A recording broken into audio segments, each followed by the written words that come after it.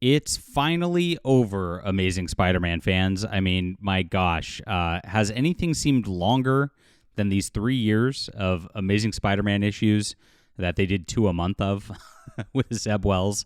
Been painful to read. And Amazing Spider-Man 60 is the end of it.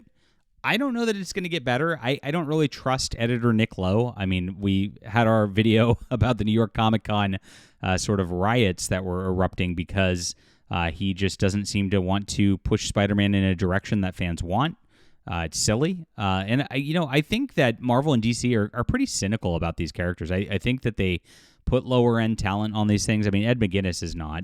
He's a great artist. But they do this because they're like, it's going to sell anyway, so we don't care. But I think it drags the whole line down. If you had a strong Amazing Spider-Man, you'd have a stronger comic shop model in general. It boggles my mind. What can you do?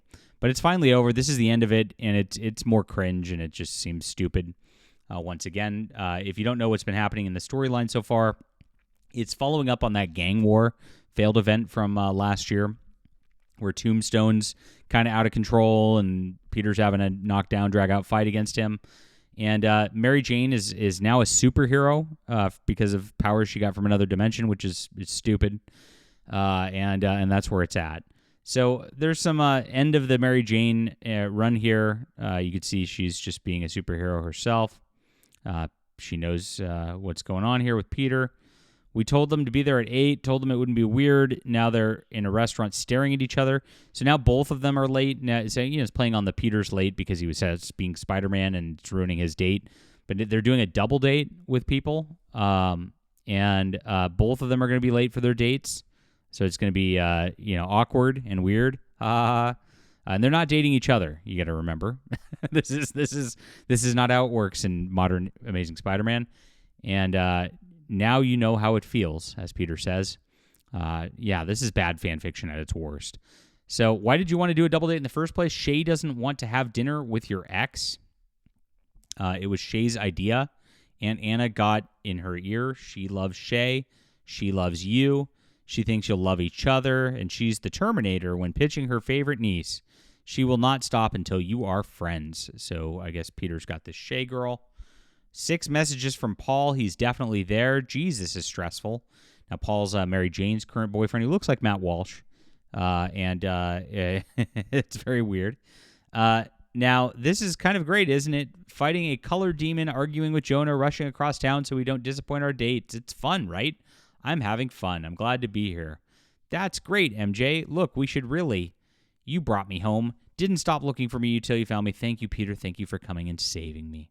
I'll always come for you, MJ, eventually. And this is just a reminder that Peter's kind of cucked by the Paul guy once again, as it kind of ends this personal scenario soap opera for the run. It's just also tiring because nobody wants to see the Paul situation. Nobody wants to see Mary Jane dating some other dude. Nobody wants to see Peter dating some other chick. And definitely nobody wants to see these kind of situations where Mary Jane is a superhero. Like, all of this is just such a bad scenario and bad setup, and that's exactly what Zeb Wells has been doing with his entire run. It's just been nightmare after nightmare. We had the Spider Goblin. What a terrible what-if idea that's now in the main book. We had this whole, weird setup with this, extra-dimensional Spider-Man guy called, Rek Rak, which, again, is just weird... weird fan fiction-y type of stuff. Of course, the Goblin Queen came from Zeb Wells before with the Spider-Man Beyond garbage, which then involves Ben Reilly, who's also in this book, and they're trying to make Ben Reilly into this character named Chasm. It's just not flying. It's really weird, and I don't know what the point is of all this. So Ben Reilly is stalking them all here. You laughed. He's not going to stop. You're a quick study. We both know I'm not the real Peter. My life is a shadow. You get to live in the light, so I watch as Chasm.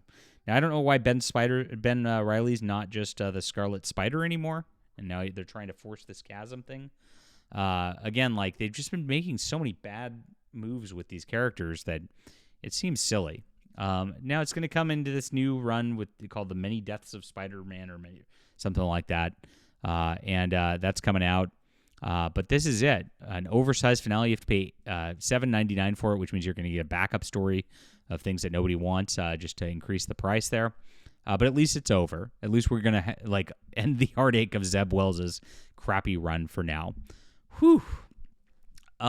Just painful stuff. So, I don't know that it's going to get better. Of course, we'll be covering the many deaths of Spider-Man or whatever it is, and then seeing where they go from there, because they'll have to announce a new permanent creative team soon. We'll see what happens with that. I don't have a lot of faith until Nick Lowe's off the book. The guy clearly doesn't understand how to have good editorial vision or directive with any of this stuff. But at least Zeb Wells is gone.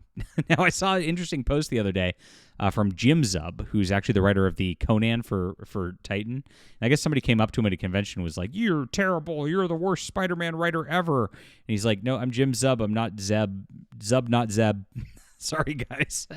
So the fallout from Zeb Wells actually goes across the industry. Really funny aside on that level. But that's how bad it is, guys. And that's how poorly regarded this was. I can't believe it went for 60 full issues. What were they thinking? Got it. Pull the plug faster than this. All right. Leave a comment down below with what you think. Hit the like and subscribe button. Guys, I have a great book. It's called The Emerald Array. And this is science fiction. It's fun. I'm writing comics that are like they used to be. A full story in a book. 66-page graphic novel. Space Marines versus demonic aliens. For the fate of the Terran Imperium. And you're going to love this. So do check it out. Support our channel, guys. We have wonderful independent comics here. You can talk to anybody in our community. We've been doing this for years. We're not tourists in this spot. And we're just crushing it. And you're going to love this book. So please grab this. Support independent comics. Support our channel. And I appreciate you for being there. That's in the description below.